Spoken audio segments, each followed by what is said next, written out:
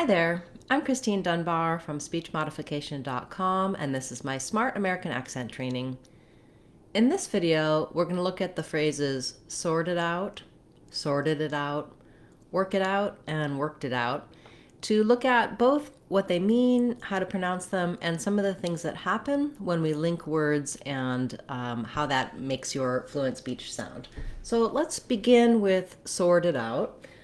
Sort it out and work it out have pretty much the same meaning, and they both basically mean to fix problems. We typically use them when we're talking about something that will resolve itself in the future, either with or without some effort. Like, we'll sort that out tomorrow, we sorted it out after we discussed it, etc. So, looking at fixing or determining information, we also can say, we weren't sure what's going to happen, we need to sort it out. So, it has a couple of different meanings. When we're pronouncing sorted out, we link sort and it. Sort it out. We also link it and out. Sorted out. And the stress in the phrase falls on out. So sorted are both pretty fast, and then out is a little bit longer.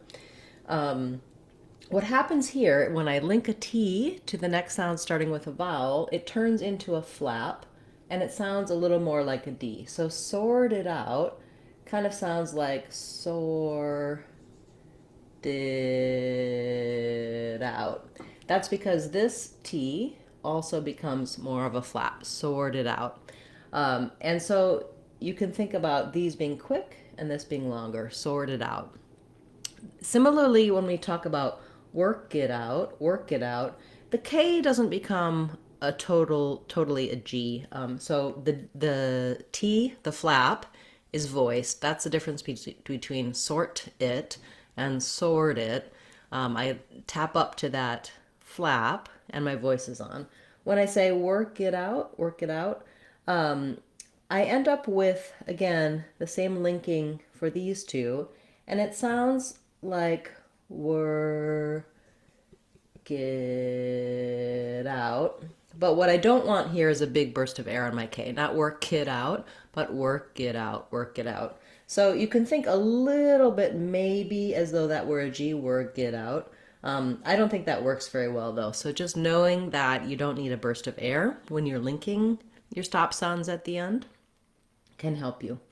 So the sort it out and work it out, let's put that way, work it out, are fairly straightforward once you understand how to link the final T sound.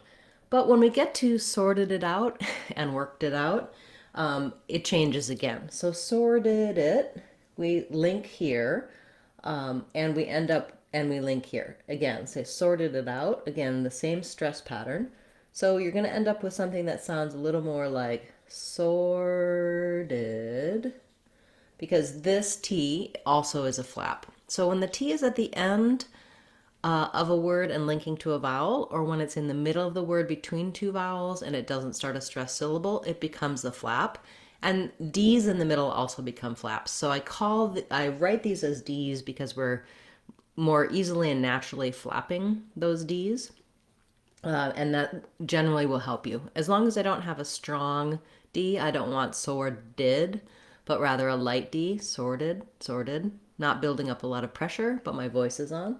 Sorted it out, sorted it out. So if I'm running it all together, sorted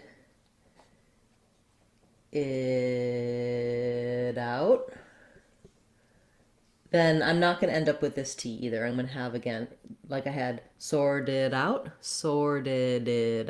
It's almost like two dids in there. Sorted it out, sorted it out.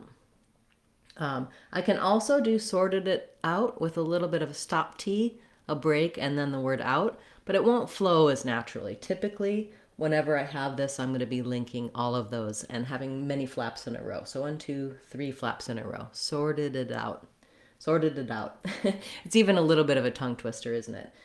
Then when we get to worked it out, what's going to happen there is when I had work work it, work it, my K is linking to my it. When I have worked it, my D is linking to my it, worked it out.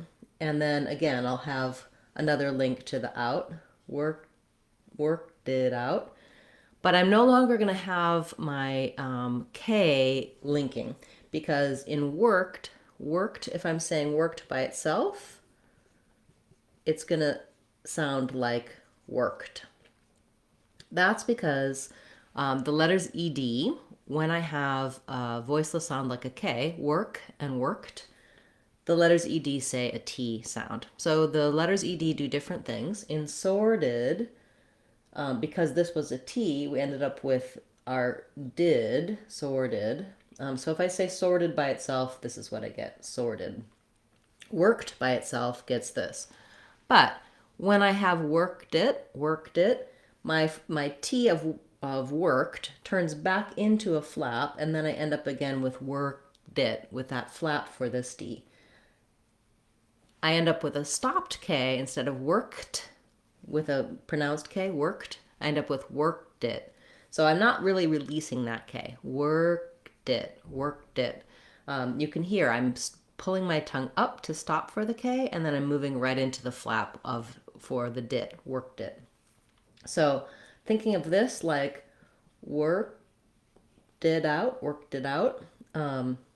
You need to put that K there. I don't want worded out, but worked it out. But you can hear I'm not saying worked it out. So kind of complicated what happens with those past tense when they link. Generally for past tense, we have worked and sorted and moved. So we either have a T, a D, or an ED, or an id, for past tense. And then when we link them, they go back to being flaps or stops, depending on what's next. So if I'm saying worked there, then I end up with kind of a stop for both. Or if I'm saying sorted them, I'm going to end up with a stopped D. A lot of information here on what's happening with linking and with sounds changing in present and past tense. You can get more help for this level of detail, how we link, how we reduce sounds, how to have that fluent American accent in our Real Talk course on speechmodification.com. It works through phrases, sentences, even things like excerpts from TV shows and commercials to show you how the written words don't really match the spoken speech, how we link things, how sounds change.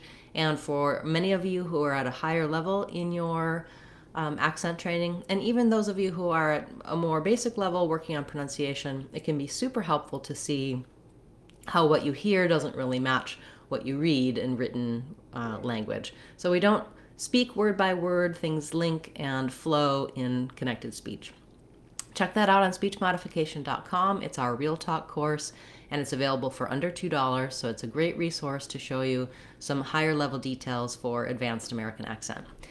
Thanks everyone for attending today, and I look forward to seeing you in our next Word of the Day class, as well as on Friday in our live question and answer class. There we talk about words, sounds, real talk, all kinds of different things to help you with American English pronunciation and your American accent. I'm Christine Dunbar from SpeechModification.com. Remember, if you want to sound like a native speaker, you can do it. SpeechModification.com. Bye everyone. Hope to see you again soon.